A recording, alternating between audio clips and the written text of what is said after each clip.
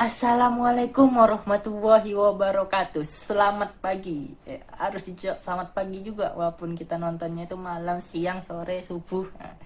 Karena semangat pagi itu orang masih segar. Jadi kita harus segarnya itu seperti segarnya pagi. Ya. Kita ini akan belajar di SMP. Lebih tepatnya itu di kelas 7.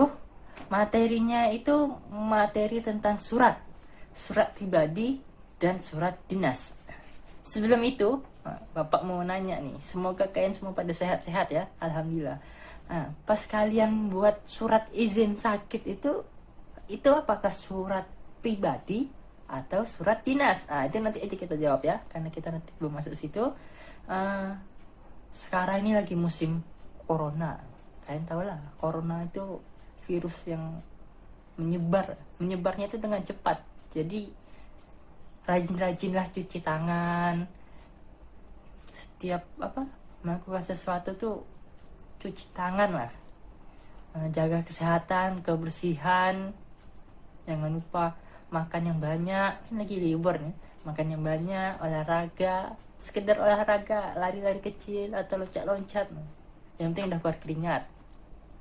Setelah itu tujuan pembelajaran ini yang pertama adalah mampu menentukan ciri surat pribadi. Yang kedua, mampu menemukan ciri surat dinas. Yang ketiga, itu siswa mampu menyimpulkan jenis surat pribadi. Dan yang keempat, siswa mampu menyimpulkan jenis surat dinas.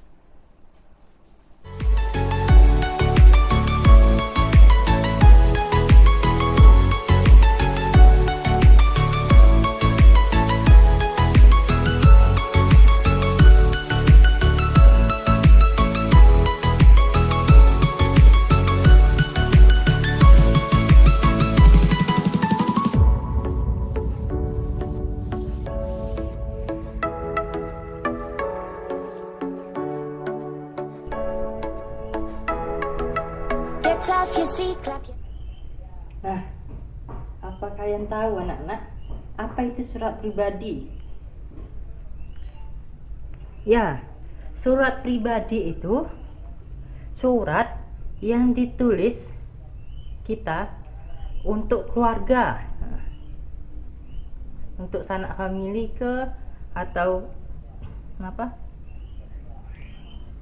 paman, kakek.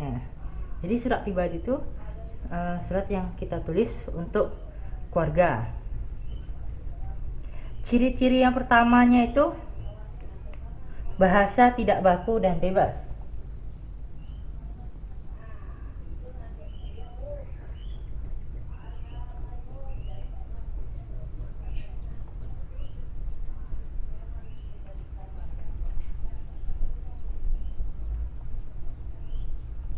Maksudnya adalah penggunaan bahasa dalam surat pribadi itu tidak baku. Jadi bebasnya itu kita suka-suka kita menulis, misalnya kan, ayahanda, hari ini nggak boleh pakai ya. Hari ini saya habis jalan-jalan ayahanda, tempatnya cantik ayahanda, itu boleh. Jadi kan bahasanya tidak baku tuh kan. Kedua itu ada sapaan kekerabatan.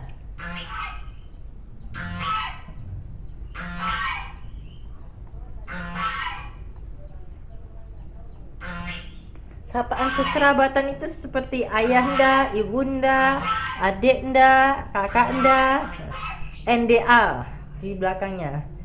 Kan nggak mungkin kalian punya anak nda. Biasanya tuh kalau untuk anak misalnya kakanda, adinda, adinda.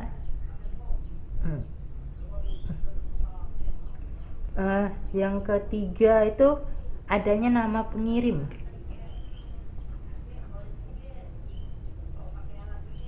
Nama pengirim.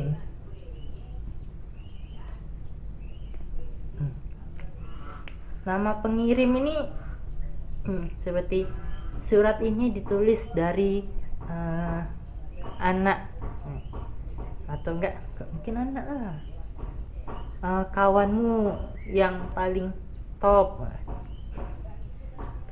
Surat ini dikirim oleh pacar. Karena ada itu kan pasti jenisnya itu ada dua. Jadi jenisnya itu ada jenis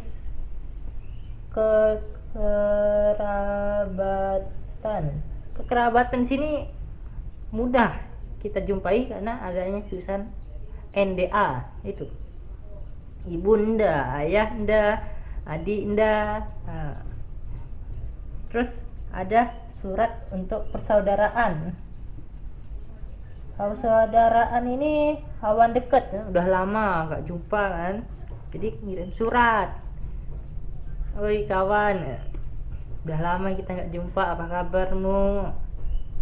Sahabatmu yang paling untuk kawan. Ciri-ciri surat pribadi ini gampang, mudah lah, nggak ribet seperti di surat dinas. Kalau di surat dinas kan kebalikan dari pribadi. Dinas itu surat resmi, memiliki bahasanya baku dan efektif.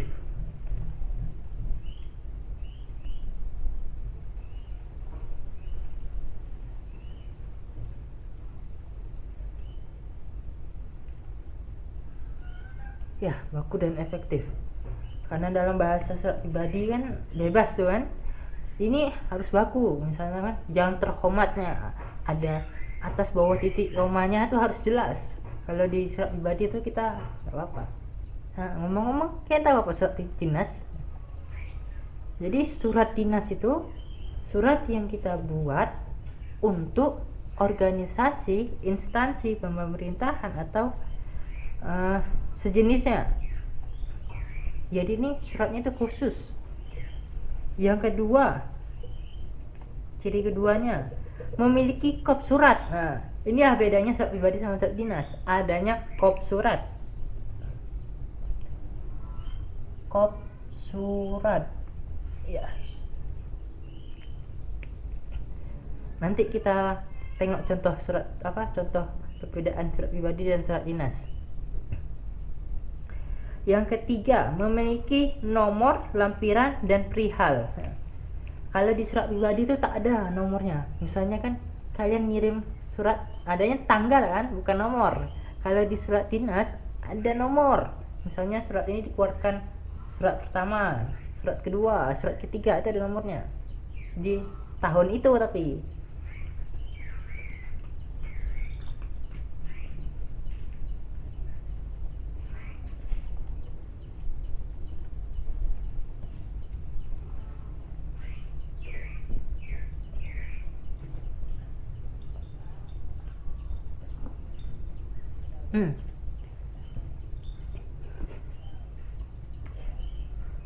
Surat pribadi punya jenis, surat dinas juga ada jenis.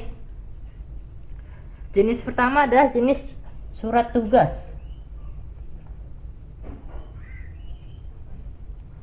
Contoh maksud surat tugas adalah surat yang kita buat, yang dibuat untuk melaksanakan tugas.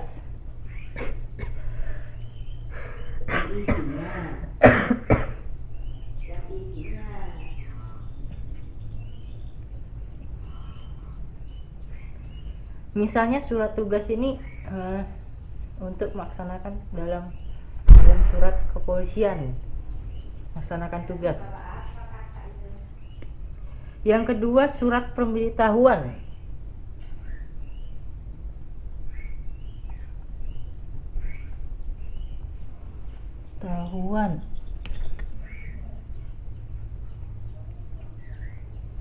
Surat pemberitahuan adalah surat yang berisi informasi.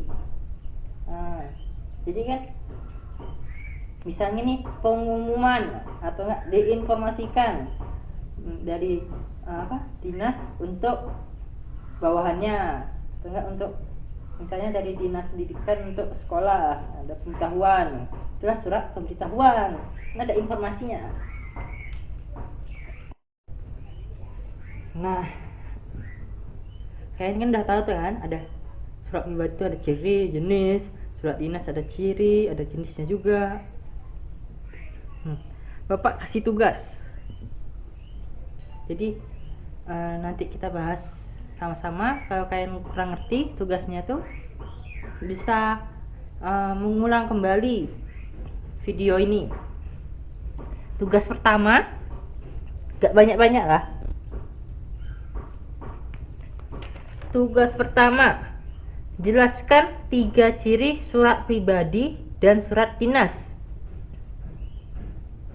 Nomor 2, jelaskan jenis surat pribadi kekerabatan. Soal terakhir, jelaskan jenis surat pemberitahuan. Jadi kalian buat, nanti kalau virus libur ini udah selesai, kita udah masuk, serahkan tugasnya ke bapak, nanti bapak nilai.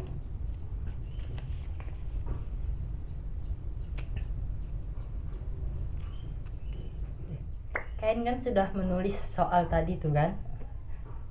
Untuk tugas bacaan tambahan, bacaan mana tahu kita nanti ketemu kan. Alhamdulillah. Bacaan selanjutnya bapak minta kalian buka buku tentang surat tadi. Itu kan tadi cuman kita nyebutkan, bapak cuma menyebutkan dua jenis surat dinas. Jadi minggu depan coba kalian semoga bisa pahami lah ya. Cari lagi jenis-jenis lain dalam surat dinas. Kalau tak salah tuh ada 2 lagi atau 3 lagi ya. Nah, jadi kalian cari ya, kalian baca jenis-jenisnya. Kiranya cuma sampai sini. Semoga kalian semua sehat selalu. Alhamdulillah sehat selalu. Jangan lupa jaga kebersihan, itu wajib. Mandi, apalagi mentang-mentang libur kalian malas mandi, tak boleh, itu wajib mandi setidaknya 2 hari sekali, pagi dan sore. Terima kasih bapak ucapkan. Assalamualaikum warahmatullahi wabarakatuh. Sampai jumpa. Kalau ada pertanyaan tinggal tulis aja di komentar di bawah. Dadah.